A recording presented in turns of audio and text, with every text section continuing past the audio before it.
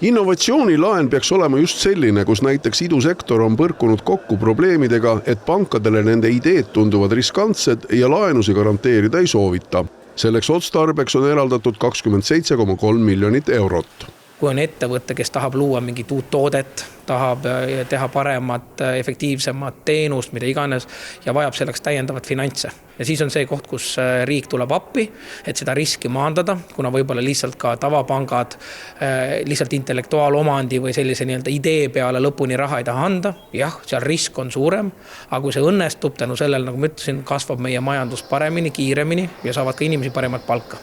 Selle meetme puhul läheb rakendumiseks veel aega. Ministeeriumil on plaan veel sektoris tegutsevate ettevõtetega kohtuda, et vajalikud suunised kokku leppida.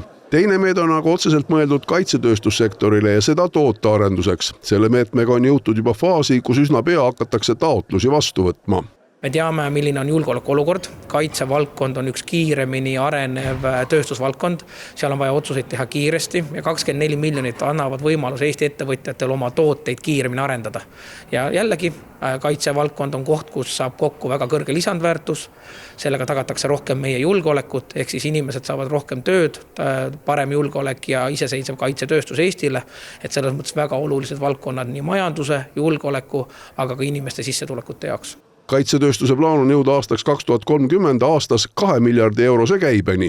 Riigipoolne 23,8 miljonit kaitsetööstuse tootearenduse meede on kindlasti oluline ressurss meie ettevõtetele. Kui Eesti ettevõtted konkureerivad konkurentsitihedas rahvusvahelisel kaitsetööstusturul, siis sealseks eduks on kindlasti innovaatilised tooted ja selles suhtes on see meede, ma arvan, kindlasti igati toetav, kiiresti kasvavad kaitsetööstussektorit ja läbi selle arenduse me ka saame tugevdada nii-öelda oma riigikaitsevõimet ja olla ka edukas eksporditurgudel.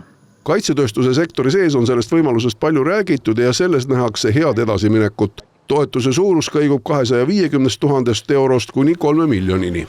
Sektori sees ka kaardistanud ära, et kui mõtleme ettevõtte elukaare, et millised on tänased toetusmeetmed ja kus oleks võib-olla natukene toetust juurde vaja, alates sellest, kui ettevõte alustab oma tegevust, kuni sellele, kui on vaja seal juba tehaseid rajama. Erinevas kasvuetapis on erinevaid meetmeid vaja.